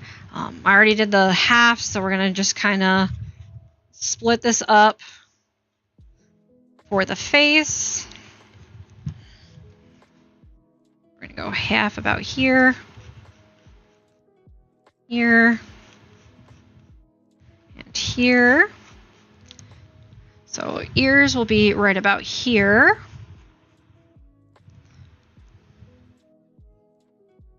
Again, we're trying not to make this too hyper-realistic, but we are going to bring some of that realism in here. Bring this down and then in. So there is a neck. Then bring that chin in. Bring it out and up. Just to kind of add some more definition to the face. And then we have to add a neck on this side. And yes, I realize the neck looks awkward. I didn't plan to add a neck, so now it's awkward. That's fine. So for the most part with my hair, it kind of just comes down and does what it wants. It does tuck behind the ear instead of be in the front. So we got to get this to kind of get to the point where it tucks. And then we have a little bit up here. I do have poofy hair. I don't know if I'm going to make it super poofy for this. I may have to move that mental health sign. But it's okay. Get rid of some of these details in here. Remember, the sketched lines do make it look a little bit more realistic, but with acrylic, it's also going to hide that because acrylic is really good about being opaque and not visible on the other ends. So then we're going to come down here, and it's just going to kind of curl. And this is going to be my current hair color stuff, which is the bisexual flag right now. That wasn't the original intention, was to have that. It was supposed to just be like a pastel pink to a pastel blue kind of gradation. But the more I wash it, the more purple it's getting. Because pink and blue make a purple. Technically it's red and blue, but pink is an offset of red. So that's why that's working that way. And then this one, I had more hair coming down. And I'm going to do my childhood self where I had a little bit more hair. This one, and then it had a little bit coming in front of the ears. And I very much had long hair as a child. So we are going to do kind of like a whooshy motion with this hair, where it's going off to the side and just kind of splaying everywhere. Let's get rid of these lines because I know I'm going to need them gone in a minute anyway. So we're just going to kind of bring this hair out this way. And I'm going to work on doing a thin line where it has all sorts of colors in it. My hair was a natural dirty blonde, so it's going to be like a yellow, a skin tone, some browns, that type of stuff. And then this will be where the hair is still.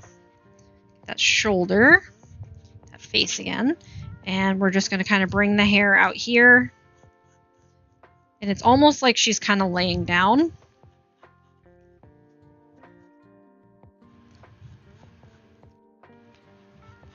Being forced into that obligation series. Nope, I don't want that. I don't want that. I don't like that. So we're going to bring this over here. Bring it less up. There we go.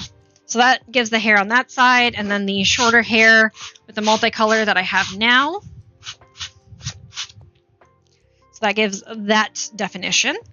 Next, we're going to do the nose, and again, I'm going to make this more realistic. So it's not my normal, usual style. All right.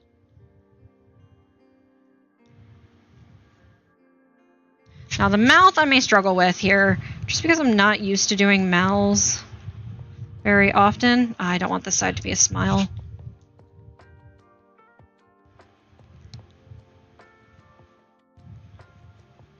And this one, I need almost panic.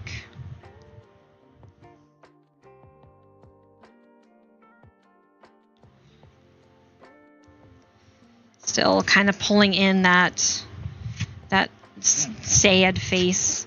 My lip isn't like hearty enough. There we go. Okay. So hyper-realistic eyes. Are we ready for Rosie to fail? Because this is how this is going to work. All right. It's kind of erasing all my guidelines here.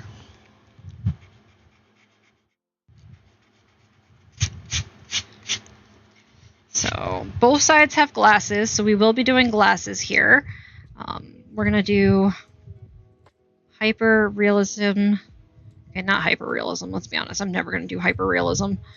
Right there, with the eyebrow coming out right here. And this is just going to be like a dead eye on this side, where there's just no life, no shine, no nothing.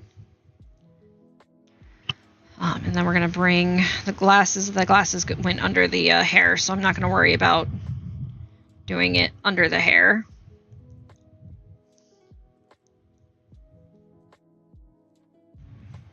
Okay. And then this one is going to be more of a scared and shocked eye with tears welling up.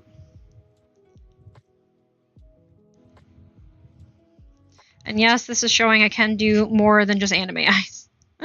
Although I can't do more than anime tears. And this one will have a lot of eye shine in it because she's basically crying, which gets your eyes really, really wet.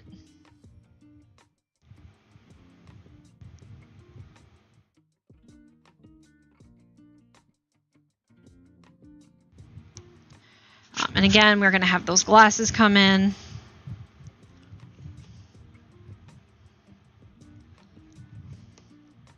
And they are going to go straight back to that ear. Because on this side, you can see that space between the ear and the face. So we're just going to kind of diagonal them up there. Now, I would do this with a darker pencil, but I think this pencil is already pretty dark, and I still want the acrylic to cover up most of this. So we're going to see how well we can keep this feeling without overdoing it. I may bring the mental health flame a little bit more to the left and just kind of make it bigger, but I think that's okay for now. So we got the face design. Now I need to do some reference photos here.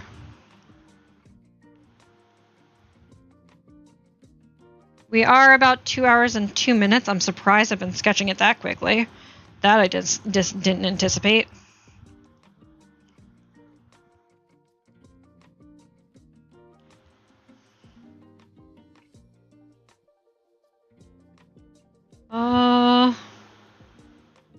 What do I want? What do I want? What do I want? What do I want? Let's go with this one. So I'm going to take this right hand, and we're going to sketch that for this. So I'm going to have that little muscle coming in over here with a slight bump with the elbow. And then we're going to have that light muscle on the arm come in, and the light muscle on the arm when it comes out. And we're going to have that little bump here, which is kind of like an inward concave look for the elbow. Then bring this back out. Now, am I going to be wearing a shirt? I don't know. Am I going to be wearing a dress? I don't know. It needs to be something I would wear both as a child and now, which, if I think about it, the only real outfits that I've done between both of them is a sweater and jeans type idea. Now, this isn't going to look totally accurate just because of the fact that I am changing the angle on it. So I'm not trying to be completely inaccurate to the original.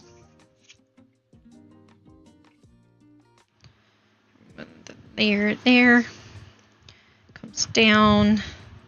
this one comes over here and around, and then has the little bump for the finger. Another little bump this way, then bump this way, which then comes out and then goes down at an angle and comes back up at an angle. This has a nice little line there. Now, this is supposed to be an anxiety hand, so I do want it to be a little bit loose and relaxed, but at the same time, it's tense and stressed. If that makes any sense. And then I need to make the... Nope, that's the other hand. I do need to make the thumb a little bit bigger, because that is just really tiny.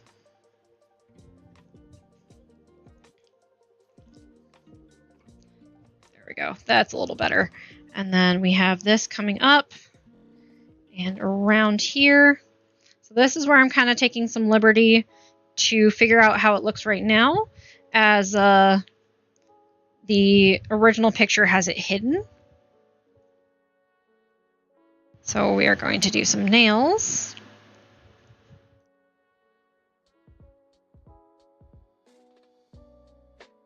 And I do paint my nails very often nowadays, so these nails will be painted later.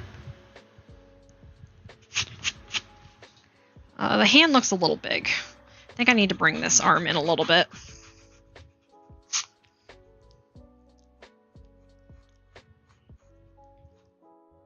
Bring that in, should help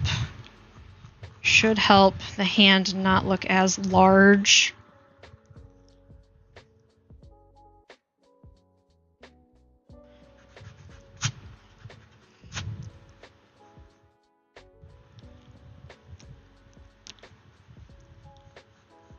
There we go. That looks a little better.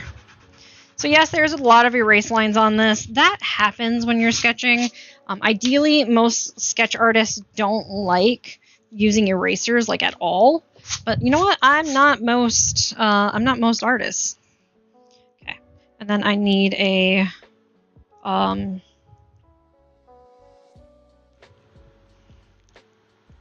chained up hand pose. I think I kind of like this one, so I'm going to be taking this left hand and we're going to put it on this hand. This may go off this page just because I am not good at sizing, which it looks like it will. I'm going to erase this circle hand here. I used my other eraser, so I don't waste all the eraser on that pencil right away.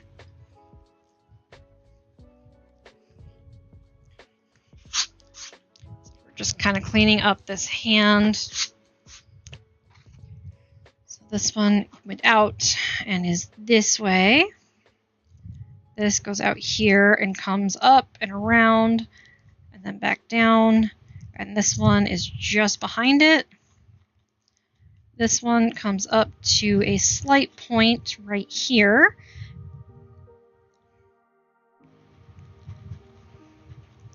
Which covers that hair, so let's get rid of that hairline. And then it comes all the way down here, where it then circles into the thumb, which is definitely rounder than the rest of it. And then comes down back into, nope, that goes straight down. So this needs to be a little bit more left. So we're gonna bring it over here, bring this around, make it a little bit bigger than it was, and then bring that down into the hook, where it then looks a little bit more natural. And now the side is like right here. So there's like some lines here. There is the line right here. So we're going to add a little bit of a bump here for that part of the hand. It's pretty straight, but I'm going to add some bumps here just to give it a little bit more of a hand feeling. This one you can't see most of the bumps, so it's really hard to see everything, but this one is definitely a lot more detailed. I don't like that, actually. I don't like that bump. We're going to bring it back to straight. I like that a little better. Oh my gosh, so many eraser shavings. I am so great with eraser shavings. I'm gonna drink some coffee while I look at this and decide what outfit I want to do. I do need to fix these lines here. So for the arm, I need to give it some definition. Same with up here. Some tension in it. I don't think I want to do a sweater because the amount of folds I would have to do to get that sweater looking accurate is not something I want to think about. So I may just do a dress, in all honesty. I did, both as a kid and an adult, I do like chokers. But as a kid, I wore them a lot. So I'm going to do this, and then I'm going to make a little slack bow. Because I would use a bow so that way it was tighter around my neck than anything else. And a lot of my friends freaked out. They thought I was trying to choke myself. So they would bring me bows that were longer or bigger and then get mad at me when I just had longer tails on the bow and have it tight against my neck. It wasn't choking me in any sense of the term. It was just how I liked it. I liked it closer and tighter around my neck.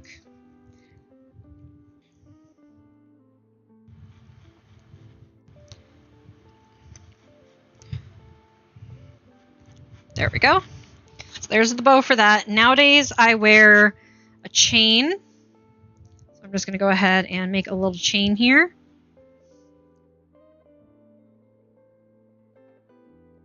And while I do wear 2 to 3 necklaces normally, this chain is the one I wear the most. So I am going to only draw it. And it's not quite like a saint pendant. It actually is a goddess. So I am going to attempt to draw her, which is not turning out very great. Then arm, arm, arm, arm. That's what we're going to go with. That's totally how it looks. And then we're going to add another circle on the outside. And it has some dots, so I'm going to just kind of sketch in the dots here. I'm totally going to forget these dots. I guarantee it on the final piece. But we'll see. And then for the shirt, I think I'm just going to do a spaghetti strap piece. My parents didn't often let me wear spaghetti straps growing up. But I feel like that's going to be the easiest thing to do for creating this outfit, because it does have to go on both sides, as it's not torn apart yet. And right now I have been wearing a spaghetti strap a lot lately because I got these cute little sweat matching that are Pokemon themed. Right now I have a Mimikyu and all the evolutions on my sweats. So we're going to bring this down, and while the current shirt is basically a crop top, we are not going to wear a crop top in the middle of a serious painting. And then I am not going to add any detail to this shirt. I'm just going to make it into jeans on the bottom. Well, you know what? I'll make it into sweats. I don't know what color the sweats are going to be yet, but I will add all the details here. Sweats tend to have a slightly larger pocket, I've noticed, which is really, really, really freaking nice. And this also allows me to do a tie, so even though I need to look at it. So it's kind of dotted at the top here. This is probably where the rolled seam is for the pants. Oops, I don't need to make them that big. And then it has the tie right here.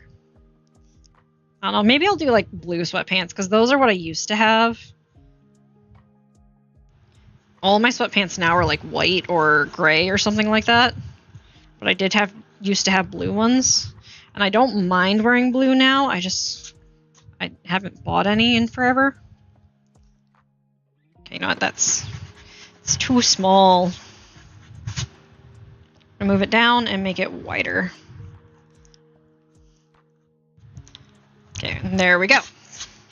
So I think that's enough detail on this piece to show the confliction and the problems. I am going to go ahead. I forgot eyebrows on half the face. I'm going to fully enclose these glasses here because I've never really worn half done glasses where it's just the bottom half. I've always done a full encompass. So I'm going to finish encompassing the eye. I'm going to add an eyelid and then an eyebrow. There we go. That looks a little better. This cheek is looking a little awkward here, so we're going to kind of bring the head in a little bit more. Bring the ear in a bit more. Make the hair come out. Bring that cheek in and then around. That looks a little better. It's not great still, but I'm kind of like chubby and puffy faced. Okay, what else do I want to add to the sketch? Do I want to make the mental health bigger? Do I not? The obligation's pretty big, so let's go ahead, let's sketch what the fire would look like a little bigger. I do still have to add the flames coming in and out. Oops, like the little sparks coming off the flame. I may actually keep the flame with the lines on the inside currently, just to make it look like a double flame here. It's really burning away, and then now I'm going to add the little sparks, which sometimes just look like circles, sometimes they're oval, you know, all that good stuff. The pencil is starting to dull, unfortunately, which is causing this to be a little bit harder to sketch.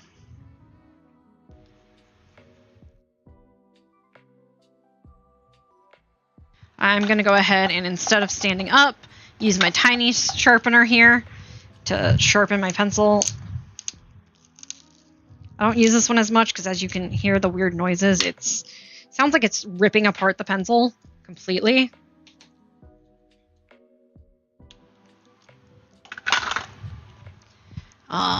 And this design with the added little fire going on the outside just gives it a little bit more of a flickering burn feel.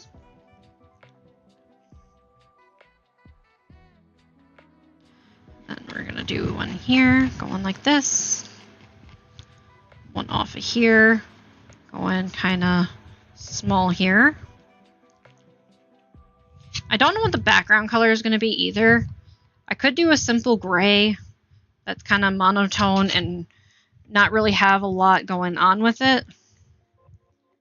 Let's add some background fire here. So I could do a monotone background and just bring color to the person.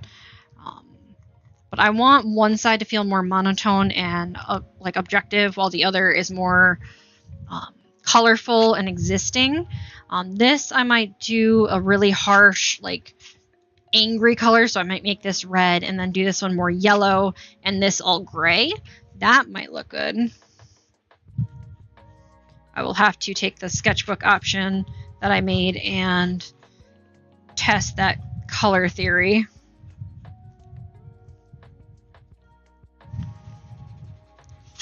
Okay. I think we got this good and sketched now. It's looking really nice. I am hoping this will turn out as nice as it looks. Hopefully better, because I do more detail in the hair than just a blob here. And I will add more detail in... I mean, I can't add more detail than I have here already. I'm going to get rid of this elbow. I'm just going to suggest there's an elbow there. That looks a little better, because that harsh elbow line was looking kind of funky. This one needs the arm brought out and up to give that tension in the shoulder, the stress, the anxiety, the fear.